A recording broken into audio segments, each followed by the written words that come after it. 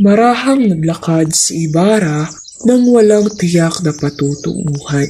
Nakarating siya sa binundok. Iyon pa rin ang dating binundok na walang pagbabago. Narating niya ang dating sakrista. Naroon ang mga Tsino na nagtitinda ng sorbetes at huwepe pa rin ang pananglaw. Maging ang mga babaeng nagtitinda ng mga kakanin at bungang kahoy. Ilang taon na ang nakalipas nang ako'y pumunta sa ibang bansa upang mag-aral at ngayon ako'y dumating sa aking bayan ay wala akong nakitang pagbabago. Nag-iisip-isip si Ibarra nang may marahang dumantay ng isang kamay sa kanyang balikat. Inutusan ka ba ng praile na sundan ako at dakpin ako?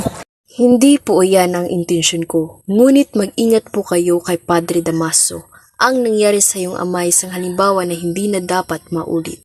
Maaari po bang sabihin ninyo ang naging kapalaran ng aking ama? Gaya nga ng pagkakaalam ng lahat, siya ay nabilanggo. Nabilanggo? Sino ang nabilanggo?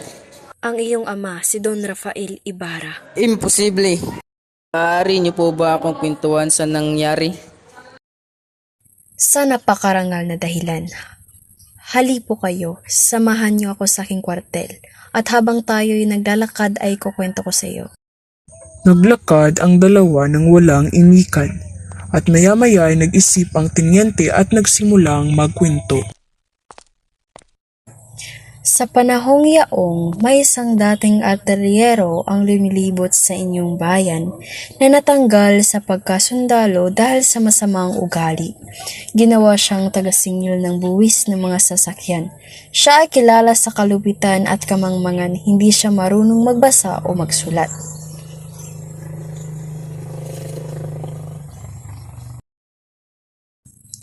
Ang kasulatang pabaliktad kung iabot ay kunwaring binasa. Pagdahig manok. Pinagtatawanan ng mga bata ang artilyero dahil sa pabaliktad na pagbasa ng liham at tinukso siya at sinigawan. Hinabol ng artilyero ang mga bata at isa sa mga bata ang nahabol niya at ibinalibag sa bata ang hawak na baston na siyang sumugat sa bata. Tiyempo namang dumating ang iyong ama at hinawakan niya ito sa bisig at inawat.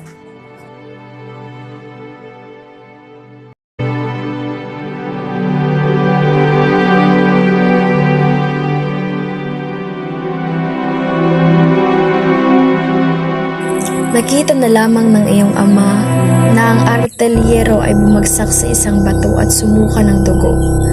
Namatay ang artilyero at nabilanggo ang iyong ama. Siya ay pinaratangan ng Padre Damaso na erehe at tilibustero. Takang erehe at pilibustero, hindi ka nakikinig sa aking mga sermon. Dakpin mo siya! Dapat sana'y nakalaya ang iyong ama sapagkat napatunayan na manggagamot na pamumuo ng dugo ang ikinamatay ng artilyero. Lumapit ako sa isang batikan at binatang manananggol na Pilipino upang maging tagapagtanggol Don Rafael Ibarra na iyong ama. Ngunit ako ito'y tinanggihan. At lumapit naman ako sa Pilipinong manananggol. At ito na may pumayag. Ngunit bawat salita ay pinapalitan agad ng ibang paratang. Isinakdal ang iyong ama na nangangamkam ng mga bukirin kaya't pinagbayad siya ng mga kapinsalaan. Pinagbintangan siya ng kung ano-ano. At sa huli, ang iyong ama ay nabilanggo.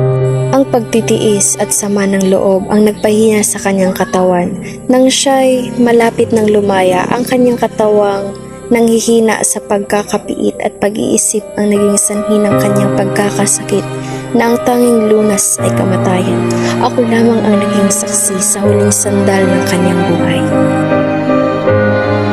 At kanyang sinabi ang iyong pangalan. Crisostomo.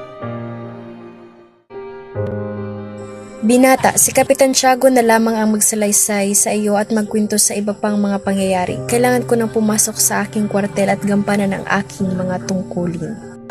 Maraming salamat po, Senyor Guevara. Dito nagtatapos ang ika-4 na kabanata ng No Limitang Iri.